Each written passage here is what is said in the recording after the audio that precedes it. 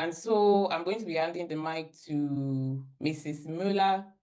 We call her Tammy, but yeah, Mrs. Muller. Please introduce yourself for maybe the next 30 seconds. Hello, should I put on my camera? Yes, please. Thank you very much. It will be nice. Okay. Thank you. Hello everyone, good evening. Like Lola has said, my name is Tammy Müller, and I'm also a mom, and I'm also living in Germany and working. I work as a social worker, and I'm currently working with Jugendamt in Cottbus. So it's a privilege um to be a special guest on the show, Thank you. and I'm looking forward to having this kind of conversation with you all. Thank you very much. You see that we have a professional here, so we are going to be learning quite a lot from different angles. So talking about the topic, raising Black African kids in the diaspora. As we know that raising kids in general is never like a one size fits all experience. Even when we talk about different cultures in Nigeria, an Igbo person will most likely raise a child differently from how a Yoruba person is going to raise a child. And even as it is different with cultures, it is also different from how it is here. As different as it is with cultures back home, we have, I believe that we have that's one common factor that makes it that makes parenting just one big ball when we talk about parenting in Africa. Do you get what I mean? And when we're now discussing like the contrasting parenting approaches in most Nigerian homes, we see that the structure of parenting is usually like authority. You do what I say and you obey what I say. Like the parents are here to give you instructions, and the children are expected to just do what the parent says.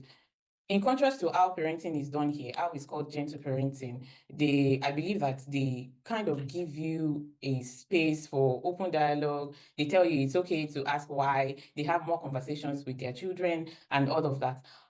My first question would be that in your opinion and how you have dealt with maybe cases at work, cases generally, cases maybe you have seen people, your kid is mixed, right? So I believe that you will have like a different experience from probably how we deal with kids from a black family, or from your professional experience. Do you feel like, sorry, please, thank you very much. Do you feel like sorry, I was looking at a message on my phone. In your opinion, can the Nigerian style of discipline, can it work in the Western environment? And if you feel like it can work, and I mean 100% Nigerian style of discipline now, no communication, whatever your child tells you, I mean, whatever you tell your child is what your child should do. From when they are young, you're already asking them, what do you want to be in future? And it must not pass the 3 things of doctor, lawyer, and what's that third one again? I've forgotten the third one. Do you feel like the Nigerian style of parenting can work in the Western environment? And if you think yes, why? As in how? Sorry, how? Okay, thank you for the question. Um, like we all know, I don't know if all of us here are from Nigeria or other parts of Yeah, Africa. at the moment, we only have Okay. Nigerians here. Okay. We all know our Nigerian kind of parents and how it is, how we grew up, even if some of us grew up differently from the, but we just know how Nigerian parenting is. There's beating is part of discipline and it's part of parenting. In Nigeria, they tell you spare the rod and spoil the Yeah. child. So even if no matter what, as in it's just normal for parents to beat you. It's part of discipline. It's part of parenting. Parents shout at you. They insult you. There are some parents that curses their children, and they just see that's part of that was how they were brought up, and that's how you should be brought up too. So you don't um get spoiled or you don't get rude and so on. Mhm. But in Germany, that kind of Nigerian parenting can never work. I mean, in Germany, there's a law, and the law says that every child is has the right to grow up without violence, without and not just physical violence, mental violence, emotional violence, and what's may I mean just to mention a few.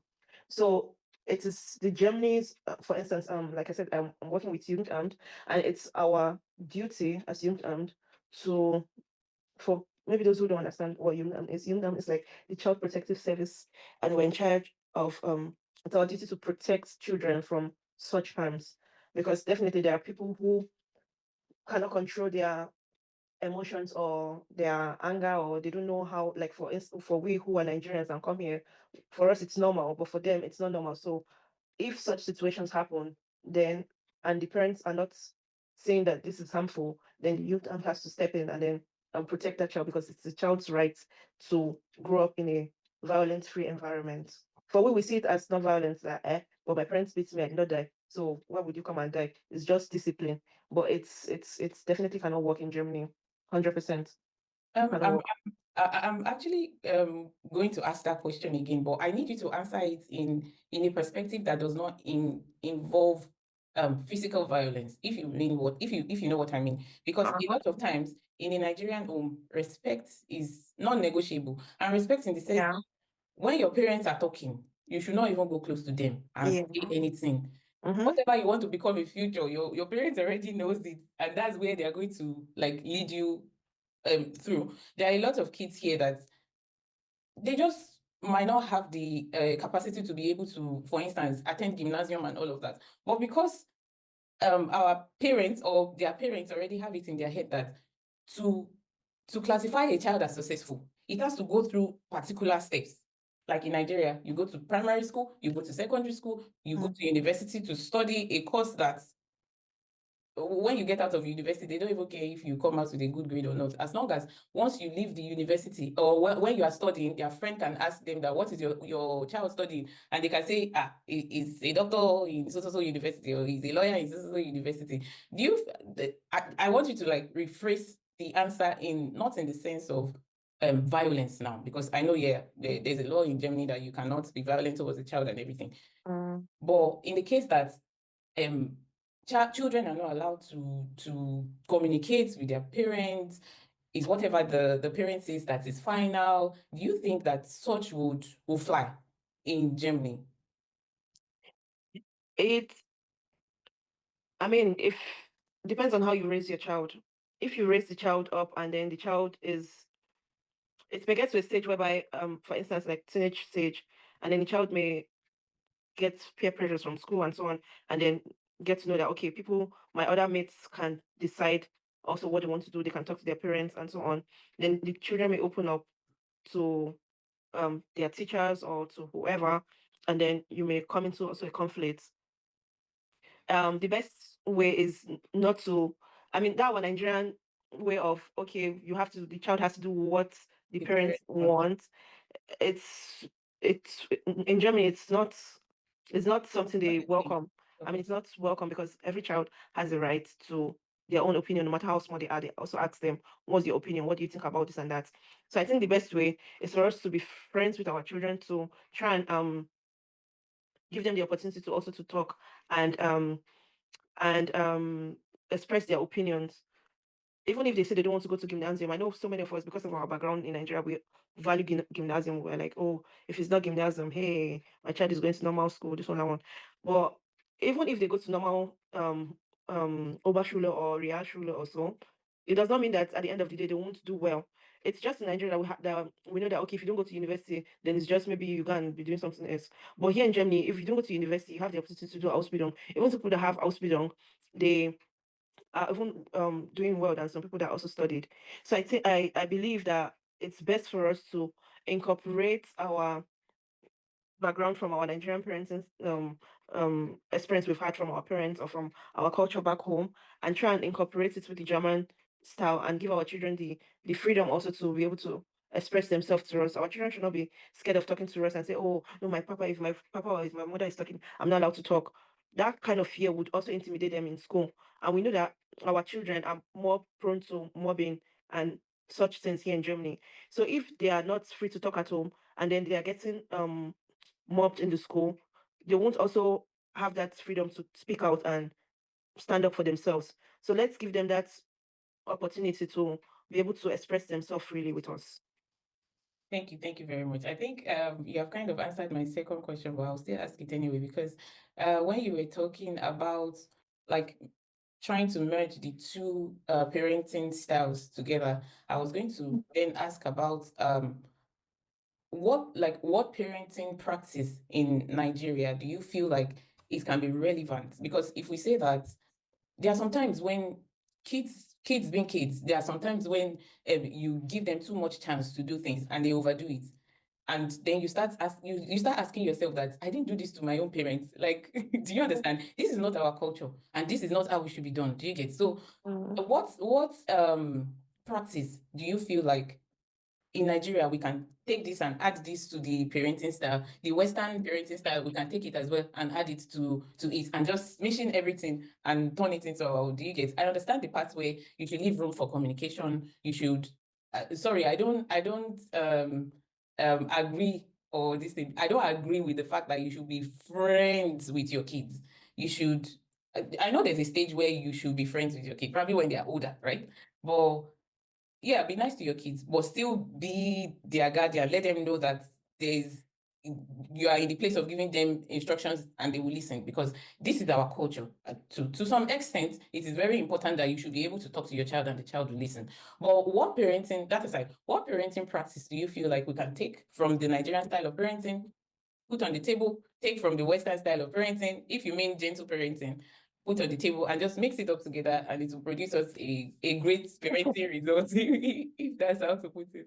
How I wish it's that easy. Like if it's something you can just add one to one and then Mm. everyone would have perfect children. We shouldn't forget that every child is individual. Every child has their own personal personality, if there's a word like that. Their own individual personality. So what applies to one child, if you do the same thing, may not bring the same result for the other child. True. So going back to your question, Nigerian, yeah, which Nigerian practice can we imply here in Yeah, Germany? like to keep the culture Yeah. of Nigerian culture of where, like you and me now, wherever we go and we interact with people from our culture, I'm sure that people have remarks of, that person is very respectful. If we compare it to how children are raised in the Western world, Mm, to be honest, sometimes when I enter the tram and old people are maybe struggling to enter the tram as well, the tram is full and all of that. You see all these kids sitting down, and there's an old person trying to hold on to something so they don't fall down. All these kind of things. I know that there will be some children in Nigeria too that will be that, I don't want to use the word wayward, but like not that empathetic. Do you get? mm, But we as Nigerian children, we kind of have this empathy instilled in us. We have the respect instilled in us that when we see an older person, we just want to do things that would, I don't know, I don't know how to put it. We just want to do things that will make them feel comfortable, especially old people that are not with maybe reduced mobility or all of that. But in this part of the world, they are so free, they are so about themselves that I don't know, everybody is just doing what they like. Do you get? But mm. I feel like if okay, let me not answer the question for you. Like what culture from Nigeria Yeah, can you. can we bring and and help our children to adapt to that is also going to be a good style of parenting. That will not be 100% the Western parenting, but it's also going to keep our culture in place that this is who we are. Mm, Do you understand? yeah. One thing we can always teach our children is respect. Because, like you said, it's missing a lot in this part of the world. And if we keep teaching our children, okay, when you see people, you have to greet. When you see your elders, you have to greet. Here, small children, they call you by your name, but you can also teach your child, okay, when you see someone who is older than you, don't just call them by their name. You call them auntie this or auntie that, or uncle this or uncle that. And I would teach them also to be nice and to be helpful. Like you said, if they see someone who needs help, they can render help to them. And from the German or from the Western parts, what we can take and incorporate into our parenting style. Hmm,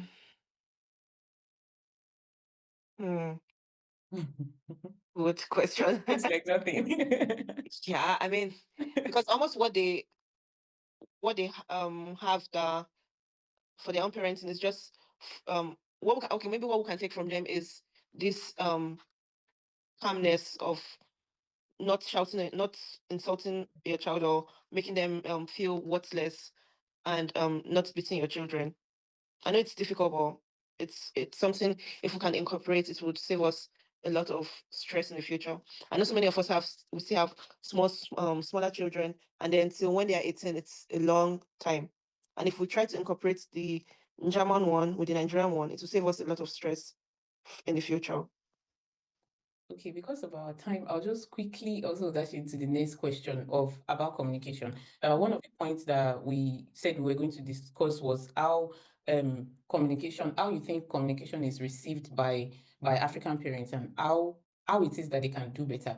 You know, communication is essential in every relationship, even between adults one to another. Do you get? And the kind of communication, like you have also emphasized, like and the communication that we have with our kids is also supposed to be um, a quality communication so that for instance, like you said, not insulting the child, not saying bad words to the child and all of that. How do you feel like African parents can encourage such open communication? Because a lot of people are just too busy. Maybe I should say too busy. They say you can never be too busy for your child, right? But a lot of people are just too busy that when a child is trying to communicate, you don't even have time. Like you're just like, hey, anything you want to do, do. But at the end of the day, you are still the one that is expecting the child to behave properly when you are not even there to put them in the right way, right? So how do you think that African parents can encourage open communication while also trying to maintain that cultural values and cultural respects? Like have proper communications with your child. How do you think that can happen? Is it by creating more time or yeah? Yeah, That's I it. mean, one thing is creating more time, have time for the child, and it's not just about having time, but you also have to pay full attention, because children, they know when you are not paying attention to them. And when you pay attention and you listen to them, then the communication will definitely flow, and then they will know, okay, my parents is really interested in what I'm saying and is really concerned about what I'm sharing. And then they will open up more and always communicate with you. And when you give them the right answer also, and they say, okay, what my parents told me to do worked, in the case where I communicated to them, then they'll always come up and still communicate with you, because they've seen how it worked in the past, how you created time, how you listened to them actively, and paid full attention and give them the advice needed. Thank you very much. Perfect answer. I will now talk about the role of fear that a lot of us actually grow up with. If everybody on this group will agree with me, the role of fear in bringing up a child. It's very typical with traditional parenting that fear is instilled into the heart of the child. Do you feel like fear should be a parenting tool? Is it necessary at all to put fear into a child towards certain things? Maybe when they want to do something that's not so good, they just and they come back to their senses, so to speak. They just say like, okay, daddy's not going to be happy about this. I don't want to do it. Compared to Western parenting, sometimes the kids just do anything. They know that mommy is going to forgive them anyway. Do you, if you understand what I'm saying? Like, is fear a tool that should be used with parenting? Like, should fear be a parenting tool? No, fear is not a parenting tool, because fear, Why? good night. Because fear, like I said, is an emotional abuse. And Fear you're is talking now from a professional point of view, right? Yes, because fear is an emotional abuse, and your child is scared of you. You are the child's parents, but the child is scared. So the best thing is for you not to But fear implement. also has levels. It Yeah, has levels to it. yes, but the best thing to do is to um your child has to respect you, and then you have to set boundaries. So if there's respect and then there's boundaries, and then the child knows, okay, I'm crossing my boundary, my parents is not going to be happy about it, then the child will stop what he's doing or what she's doing. But if that fear is there, it's it's going to do a lot harm. It's going to do more harm to the child than good. Hmm. So respect, discipline, and boundaries. Thank you very much. I'm sure our Others on the call will have plenty questions about this, so I would not stress it too much. I'll go to the last point because of our time, and that is addressing generational trauma and how it affects parenting methods or style. I want to particularly ask this in line of your job, if you have ever experienced like a situation or a case where you recognize like a pattern in the parenting that maybe it's how the parent was raised, or what the trauma that has happened to the parents, or what the parent has gone through before, that this is the their mode of parenting, or the way they grew up is how what they are now bringing into parenting, and maybe causing equal trauma for the child. Have you ever experienced something like that in your job, where you feel like it's what the parents went through that the parent is passing on to the child? Yeah, several times. Um, like I said at the beginning, physical abuse. Uh, um, there are many cases whereby we've had especially African parents um in our office because they beat their child because their child did something wrong. And then when we call them for meetings, they will say, yeah, the child disobeyed me, the child did this, the child did that. I won't tell them, okay, but it's not right for you to beat a child. In Germany, it's not allowed, it's against the law. It's an offense. And they'll be like, yeah, but in my culture, it's right. My parents beat me, I did not die. So my child too, I have to implement that culture because this is what our forefathers have been doing. So it's normal. I'm not doing anything wrong. But for But the do you think that these parents are actually open to change when you open their eyes to the fact that this is not the right way of parenting? not all of them are open to change because they still don't see the wrong in what they're doing. They are already so engrossed. It's something that they grew up knowing. They didn't know an alternative. So it's something they grew up knowing. And for you to want to change them within a twinkle of an eye, it's going to be very, very difficult. So some of them they still don't see it as okay, it's wrong. They just argue and argue and argue and argue and argue, and then they see the youth as bad people. They just want to take my child and this and that, and then some are willing to learn. They go for beratung for counseling. They try to get new methods of how to um deal with their child if they are experiencing such situations instead of beating their child. Yeah, I think you answered like two of my my follow-up questions already, because I was going to ask if in your line of work and maybe the Black parents that you have dealt with, if they're actually open to therapy, and if the Jugendamt, for instance, have some kind of support that they give these kinds of parents that maybe physically abuse their children, or stuff like that. Like, are there things available for people that are obviously struggling, maybe mentally, Yeah. and don't know what to do, and they need some kind of therapy to even heal themselves first before they can parent properly? Is Yes. any provision like that? And then what percentage of parents are actually open to such? You mean percentage of African parents or percentage? African parents that are open to such. Oh, Oh, compared to maybe German parents, or yeah. other parents. I mean, there are lots of angebots, lots of offers, and on how parents can go for counseling to learn or to unlearn the parenting styles they know from their countries or so. And some people, very, very, very, very, very few African parents take this into apply or go for this counseling because for them they still feel okay, I'm not doing anything wrong. It's my culture. I have to keep to it. I don't want to if I don't do it, my child will get spoiled and so on. And we shouldn't forget that the Jugendamt's goal is not to take the child, but to help each parent who are going through struggles to overcome their struggles to be able to take good care of their child. So if a parent comes and says, okay, I'm struggling with my parenting methods, I really need help. There are lots of angebots that we can offer to the parents, and then they can go for such angebots and learn. It's a process. It's not something that just happens with one counseling and then everything is okay because you didn't just learn those things within one day too. So it takes time, Yeah, and yeah. then very very few African parents take this into considerations.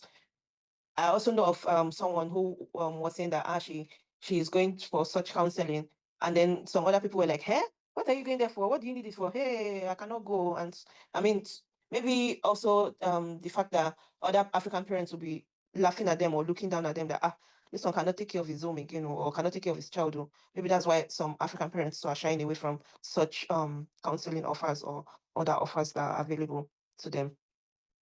So what sort of exposure do you think can be given to therapy when it comes to parenting that can be helpful for parents that are struggling and maybe are shy to go for these kinds of therapy? Is it that I'm not going to answer the question, sorry.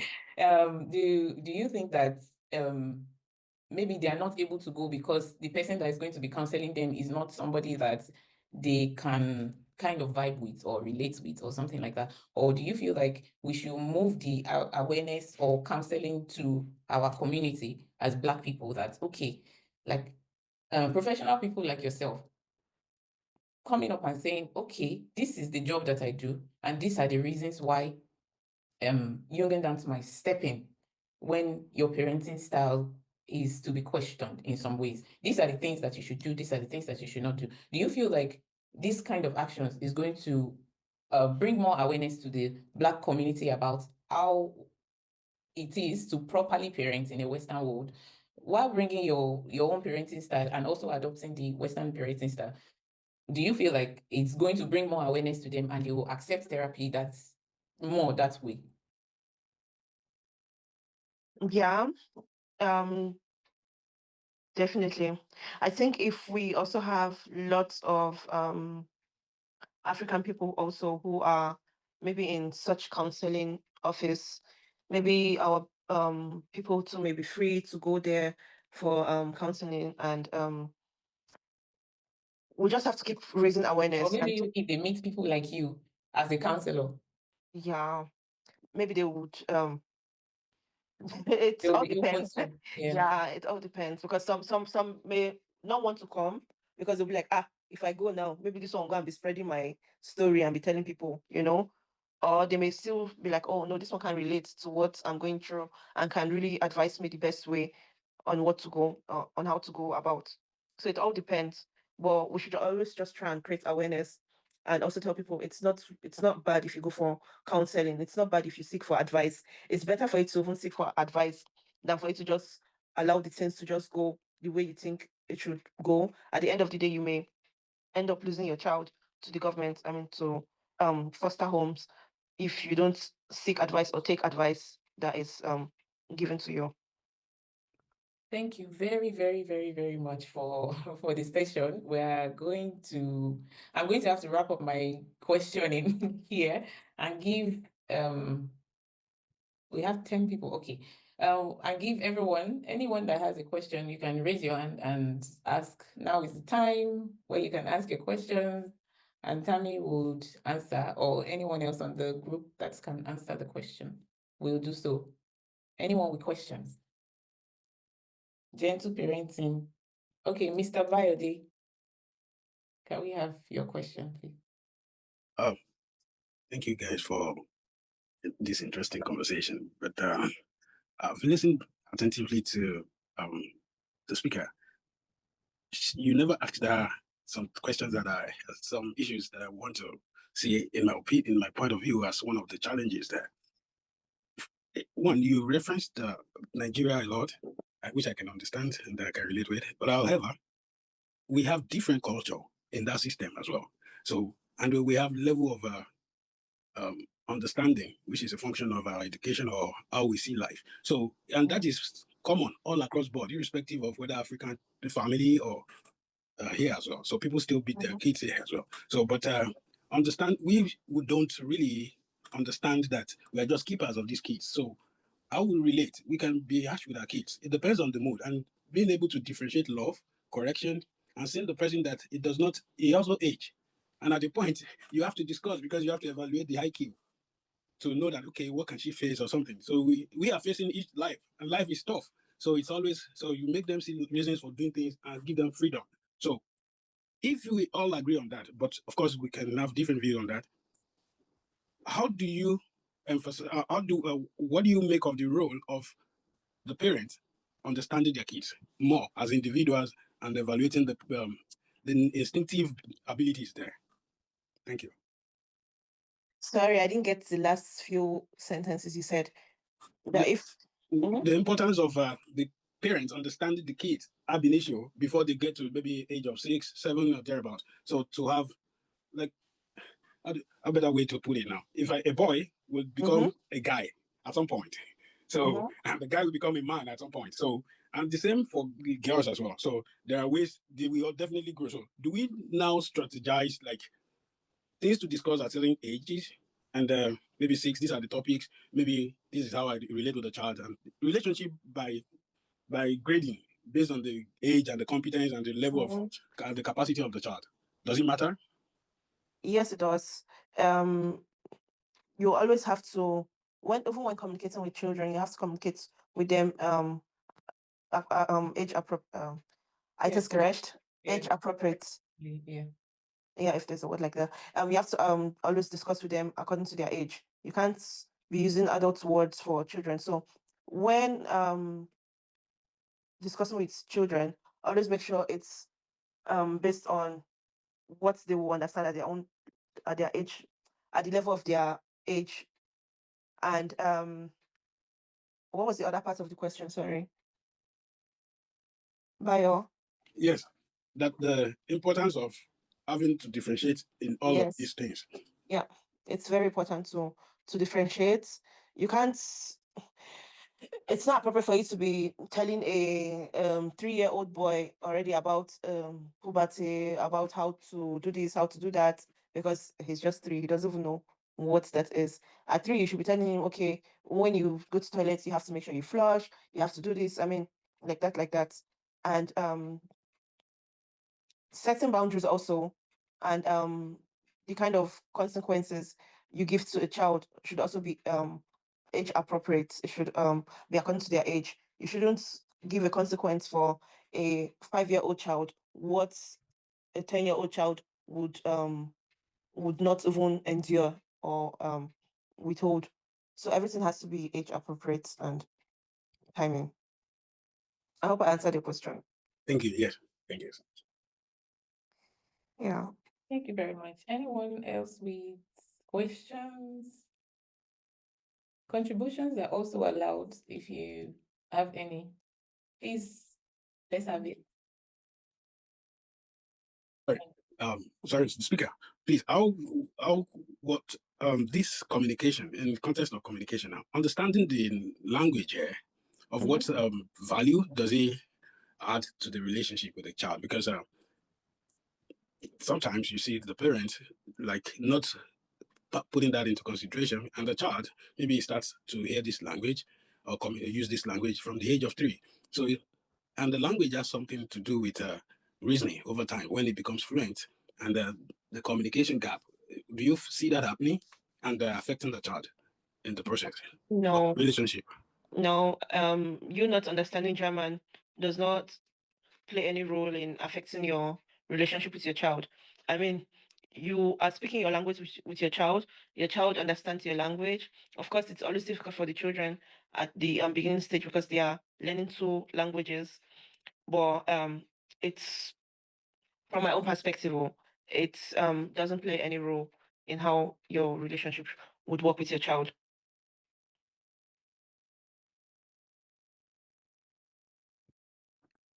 I also don't believe that language should play any role. Yeah, like you have said, there's a first language of the family, and in fact, the educators will advise that the first language in the first language or whatever culture, whatever language you speak in your culture or whatnot, should be your first mode of communication with the child, so that the child will be able to properly express themselves to you and you properly understand before learning a new language comes in. Because when a child goes to the kindergarten self, they tell you as a parent to focus on understanding the child, and the child will learn, for instance, German language in school. And when maybe they get to the higher one, the 3 to 6 one, kindergarten, then you can start introducing small German to them at home or something. Except, Mrs. Chidima, we can have you.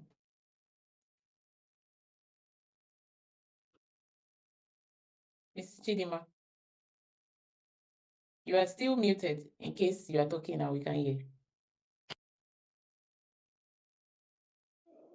Can I? Okay, Mrs. Mo can go. Since Please, Mrs. permission to just take 15 minutes spot for now. Thank you so much for the session, Mr. Me. Just really nice to just hear you share your insights and, just to learn from you about, how the system works. Please, in case you hear any snoring, it's my son snoring. Yeah.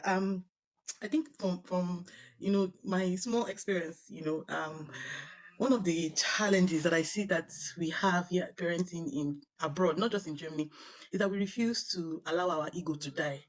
I feel that if we are going to parent successfully here in this abroad, not just in Germany, our ego has to die. And I'm speaking from experience. I'm not coming to talk as a saint. I'm talking as somebody who is down there in the trenches. I'm having to literally have conversations with my 4-year-old. I'm not talking about negotiation with my 4-year-old, and that is how that's what I'm learning. That our ego has to die. You are not going to be respected, not just because I'm your parent, but because you are going to work for it. You are going to earn it by your actions, by your behavior, by your reactions. You can't behave anyhow and expect the child to respect you because the child will remind you, Mommy, you didn't say thank you. Yeah. Mommy, you didn't say, so I think that's also one thing I personally am learning, from my experience here parenting in diaspora. I think one more thing I would just add is that I think you talked about something about throwing out labels, the ideals. In our culture, you go to university, primary school, secondary school, go to university, and then you graduate first class or second class upper. Anything less, you have not achieved anything. I feel like in this generation, in this AI generation, this Gen Alpha, this generation beta, their career, they want to become vloggers, they want to become YouTubers, they want to become AI machine specialists. Their AI is already training them how to do things. So I feel like at some point, we're going to also have to throw away some of our ideals and face the reality that we're going to be having careers like mental health coach as a career, AI prompt engineer. So all those ideas that we used to have needs to go out of this is my own reality that I'm having to face personally from my experience. Thank you. Thank you. Thank you very much for your contribution. Mrs. Chidima, are you back?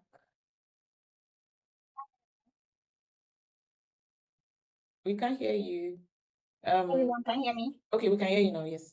Okay, I'm sorry. I disabled my microphone initially, so I was unable to just unmute. Yeah. This is a topic I love so much, parenting. First of all, I want to say from what Mr. Bayo, right? Yes. What he said about speaking a particular language with the kids. Well, I believe language it doesn't really play a role as long as there's a language, like you said, like you answered earlier, as long as there's a language we all speak at home to the kids, that they understand our language. I don't think the German should be a problem. I believe the best thing when it comes to speaking to a child is coming down to their level. And what I'm saying is that, for example, if you have teenagers, when kids become teenagers, they get influenced more by the outside environment. Sorry for the noise, these are my kids. It's okay. Yeah. When kids become teenagers, they're influenced by the outside environment. So that's where speaking their language, and not literally language that we know, like coming down to their level, plays a huge role. For example, if your child comes home and tells you that your girl child, for example, comes home and tells you that friends brought a condom to school, for example, and they gave it to her. It's natural for African mothers to be like, I don't want to ever see it with condom. Don't go close to that child. I don't want, and you start, that's natural for every African parent based on our environment and the way we are raised. Yeah. But I feel like that's where coming down to the child's level plays a crucial role because, okay, for example, instead of yelling and say, oh, you know what, I don't want to see you with that friend anymore, you'll be like, oh, condoms. I know condoms. You start from there. I know condoms. When I was in university, just like you or secondary school, I used to have friends that brought condoms to school. But then I avoided them. You know why? Because when you start getting involved with things like this, these are the consequences that follow. You don't.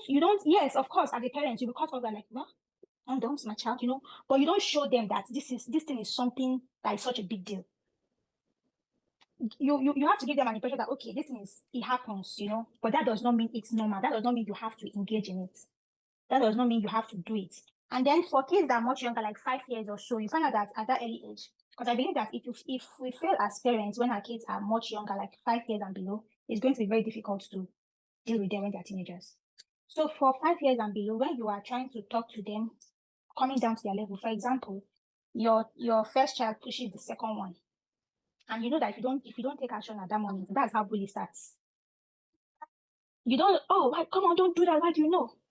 You pushed your brother.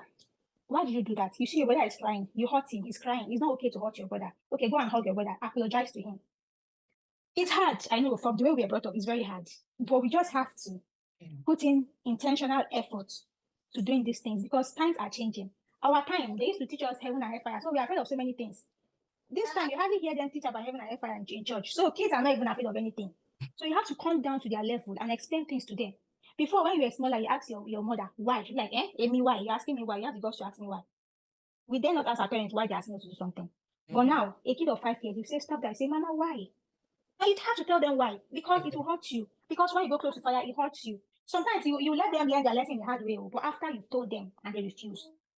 And then the second point I want to highlight is that when it comes to gentle parenting, we should know our whys. Because I found out that a lot of parents in diaspora are reason for gentle parenting is just because the government does not allow it. If given the chance, we are going to flog, we are going to hit. But because we are afraid of the government taking our child, that's why we don't do it. And that's why we don't hit them. And honestly, that's the worst approach because you're always going to struggle with it because you don't believe in what you are doing. You don't even feel it's the right thing, but you do it out of fear. So your child is not taken away from you. So I feel like we should know our whys. Why am I adopting the gentle parenting? Why am I doing it? And for me, I'm team gentle parenting. I don't believe in beating a child. I believe in talking to a child. You know, many people confuse gentle parenting as permissive parenting, that you allow the child do whatever they want to do, but that's not it. It's not the same thing. You can be gentle and strict. You can be gentle and keep to your words. When you go out and the kid is rolling all over, and then you are like, stop it, they don't stop. You say, if you do that one more time, when you get home, no toys for you. And they do it, and you're like, okay, let's go home. You get home, mommy, please give me toy. No toys for you. Why? Because in the park you refuse to behave well. I remember I told you that if you don't act properly, there's no toys for you. Mommy, please, I'm sorry. I know you are sorry, but no toys for you. I have to keep to my words. That way they understand actions and consequences. And they take it down to, teenage and adulthood. That's just all I have to say. I hope that makes sense. Yeah, it does perfectly. Thank you so much. We are way, way ahead of time. So I'll just take Darken Stock. You raised your hand earlier. Please make it very, very short. Thank you. Good evening, everyone. Yeah. Thanks to the organizer of this session. And actually, these are topics we should be discussing. I think we should be talking about parenting and not how the whites do it. Yeah, like what we have discussed, discuss with your child or children, as the case may be, rather than saying how Germans do it. Because see, when you look at the Western world, there is moral decadence. And this is, reflection of everyone. So rather than just saying this is how Germans do it, I think it is high time we start talking about the parenting, how it should be, not like the German style. Because when you look at your environment, when you look at your the society, it's crystal clear that the parenting style in the Western world is even failing. And who knows, maybe maybe these are, some of these things also are missed out. But because we just came to a Western world, then sometimes we want to do away with some of the things we do also before, just to embrace another man's culture. But when you look at it also, I think parenting also is failing in the Western world. And that's why I said topics like these are very crucial. Like, we should be talking about how parenting should be and not how the whites or Germans are raising it. Raising their kids. So I think that's just my contribution. So as a Black parent, we should stop this. We should stop this how Germans are doing it, because everything is about the society. When you look at the society now, it's in the Western world, it's in the US, in the UK, you see a lot of moral decadence there. And child at 12, smoking, doing all those kind of things. The fact that we are coming from Africa does not mean this is right. This is not how it should be. So there's a failure somewhere. So rather than saying, look at how Germans do it, maybe we should change the narration and start, talking. This is how parenting should be, because when you look at it, every culture has different style of raising it, which has fault in it. I think that's just my own contribution. Let's start talking about how parenting should be rather than saying this is how the Western people do it. Yeah, thank you. Thank you very much. Just a little bit to touch on that. I think the reason for the comparison is because the topic is basically talking about raising Black kids in the diaspora. And if we're talking about raising Black kids in the diaspora, it means that we are coming with our culture into another man's country to live in, yeah. And then the implementation of both cultures has to happen some way or another. So if we say that our culture is totally different from another man's culture, how can we make both kind of sinking that we are not going to be causing trouble we're not going to be in trouble based on the laws of the country that we are in? Like our speaker earlier said, there's a lot of parenting that we do in Africa that if we try it here, it will get us in a lot of trouble. So the comparison is based on the fact that we are coming from different cultures into a country where they have their own culture, and we like it or not, the children will go into schools, the children will go into playgrounds and experience different cultures. So how can we do it? Or how can we bring our culture and kind of adapt to the culture of the country where we are in and be able to parent right? If you get what I mean, that's the reason for the comparison, that we are talking about raising Black kids in the diaspora that already has its own culture. And we already also have our own culture. Two cultures very, very far apart. So thank you very much to everyone that was able to attend tonight's session. We are going to be posting this on our social media on Monday evening. We'll be posting the full video on YouTube at 6 p.m. West African time. And we hope that you can send it to all your friends that were not able to attend the session, and also like, share, comment.